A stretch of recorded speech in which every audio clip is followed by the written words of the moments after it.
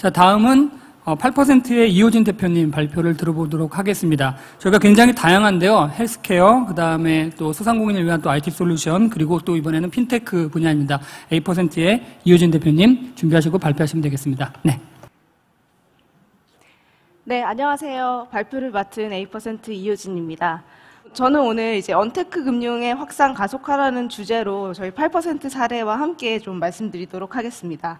목차처럼 저희 8% 소개를 좀 드리고, 또 코로나 기간 동안 이제 금융시장에서는 어떤 트렌드 변화가 있었는지, 그리고 저희 8% 이제 어떻게 트렌드 변화를 극복하고 있는지, 그리고 이제 포스트 코로나 시대의 변화에 신경 써야 되는 부분들은 무엇이 있는지 설명드리도록 하겠습니다. 네, 8%는 80조 원의 중금리 대출 시장을 개척했습니다. 사실 기존 금융기관에는 좀 문제가 있었습니다. 고금리 대출과 저금리 대출로 이렇게 양분화가 심각했었는데요.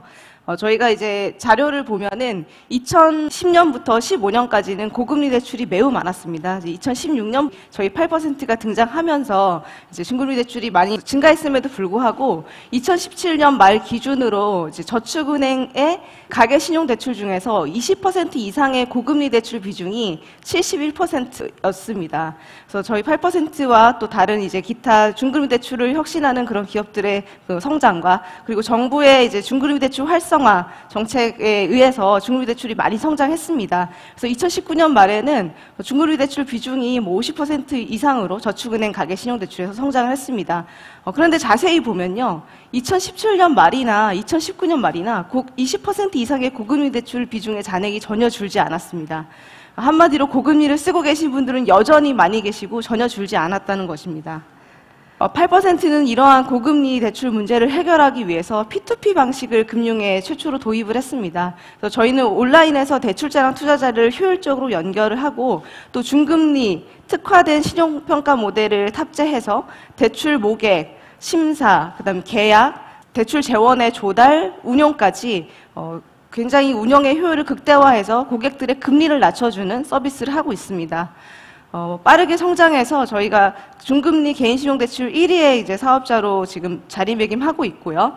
그리고 대출 신청액으로 이때까지 25조 원, 누적해서 저희가 3,200억을 거래하고 94만 명의 가입 회원을 유치할 정도로 빠르게 성장하고 있습니다. 이런 빠른 성장 뒤에는 이제 자동화된 플랫폼이 뒷받침하고 있습니다. 저희가 월에 한 600만 건의 상환 지급을 자동으로 처리하고 있고, 대출 실행도 월 1000건을 자동으로 처리하고 있어서 이제 앞으로의 더 큰 성장에 그 IT적인 기반이 마련되어 있는 상황입니다. 핀테크 내에서도 저희 P2P 금융업에서 가장 큰 하도는 이제 법의 시행입니다. 저희가 온라인 투자연계 금융업법이 제정됐고, 지난 이제 8월 27일에 시행이 됐습니다. 그래서 앞으로 이제 P2P 금융 산업의 본격적인 개막이 시작되었습니다. 이게 국내적으로도 굉장히 의미가 있는 게, 세계 최초로 이제 P2P 금융법을 제정한 것이고요. 국내에서도 대부업법 이후에 여신 라이센스가 17년 만에 처음 생긴 겁니다.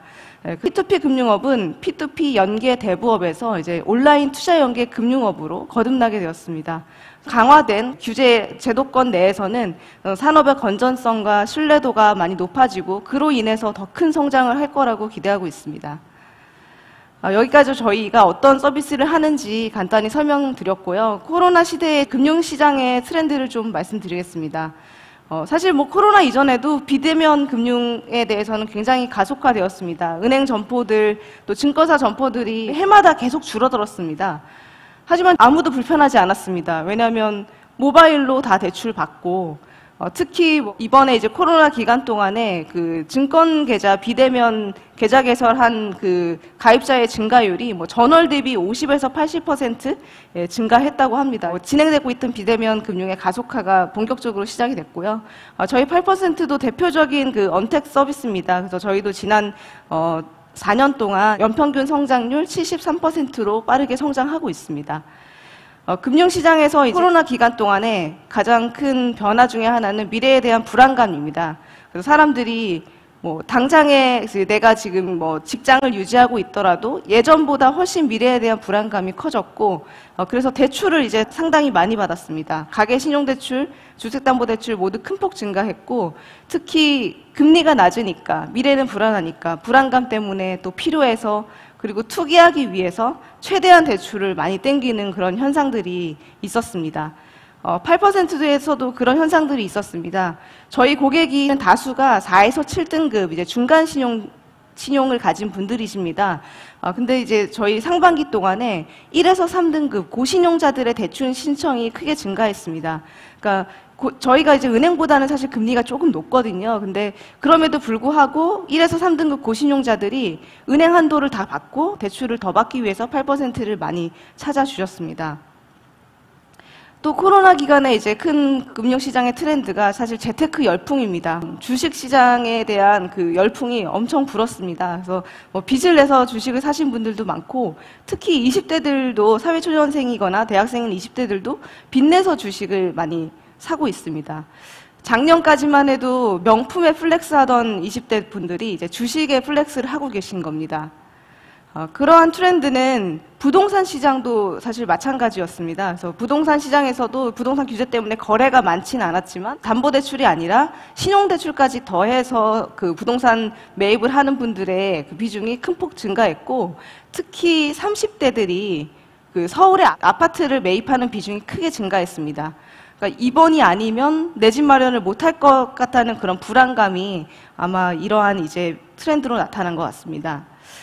이렇게 이제 투자시장의 트렌드가 많이 변해서 저희 8%도 상품의 혁신으로 여기 시장 변화에 대응하고 있습니다. 그래서 기존의 상품보다 좀 장점을 더 강화한 예치금 금고라는 혁신 상품을 지난 7월에 내놨습니다. 예치금 금고는 어떤 특성을 가지고 있냐면 세 가지 특성을 갖고 있는데, 첫 번째는 손실 스트레스가 매우 낮습니다.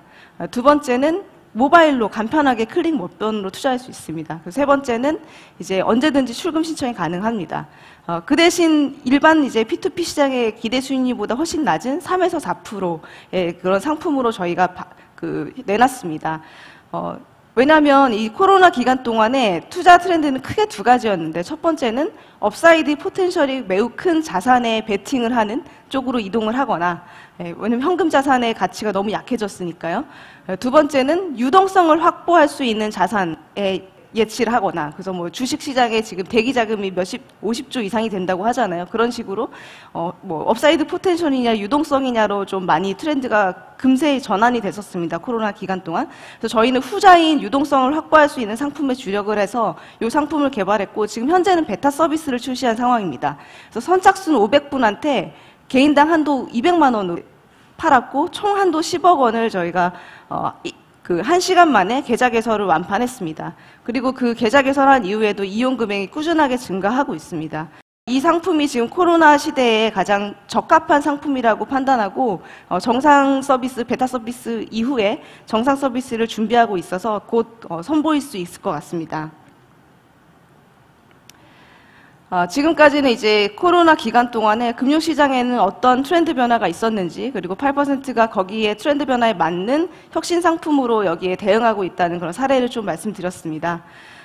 포스트 코로나가 과연 있을까 싶은데요. 위드 코로나라는 얘기가 더 와닿는 요즘입니다. 근데 포스트 코로나 시대에 저희가 이제 어떻게 변할 것인가 크게 두 가지를 말씀드리겠습니다. 너무나 잘 아는 얘기인데 디지털화랑 탈중개화입니다. 그래서 디지털화는 사실 많이 되고 있었습니다. 뭐 갑자기 나온 얘기는 아닌데, 아직도 이제 오프라인 기반인 그런 금융시장에 오프라인 기반이 건재한 영역이 있었습니다.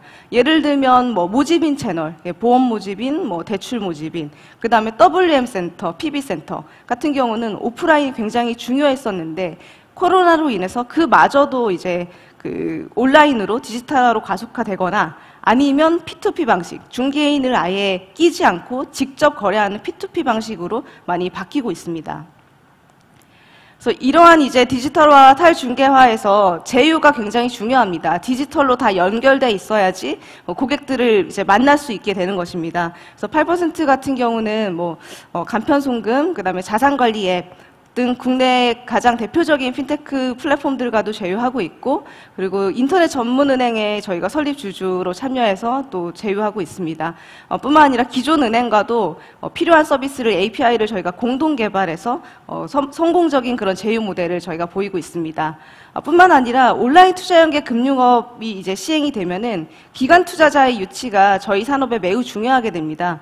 기관 투자자들이 이제 P2P에 그 어떤 투자자로 참여할 수 있는 법적 기반이 마련되어 있습니다. 실제로 해외 미국 같은 경우는 P2P 산업이 훨씬 앞서 있는데 전체 비중의 80%가 기관 투자자들이 참여하고 있습니다. 아마 국내에도 이런 트렌드가 이후에 이제 발생하지 않을까 싶습니다. 마지막으로 이제 금융 회사들에도 핀테크 회사들에도 스마트워크 체제가 전면 도입되는 그런 게 이제 확산이 될 겁니다.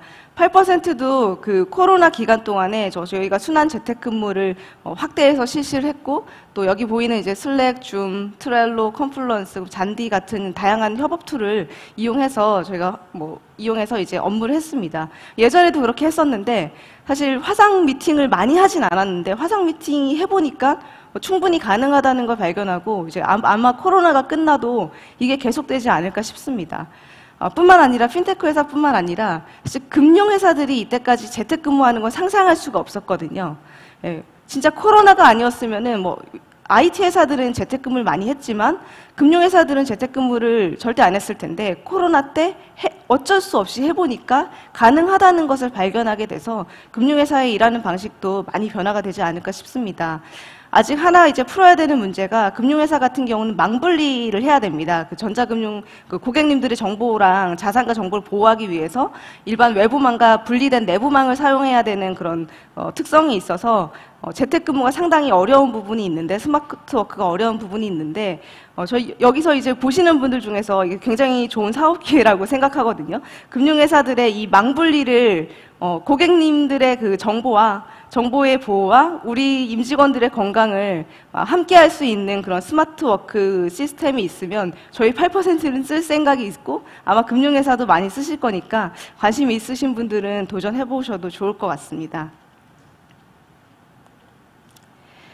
네, 이상으로 언택트 금융에 대한 가속화와 8% 사례에 대해서 말씀드렸습니다.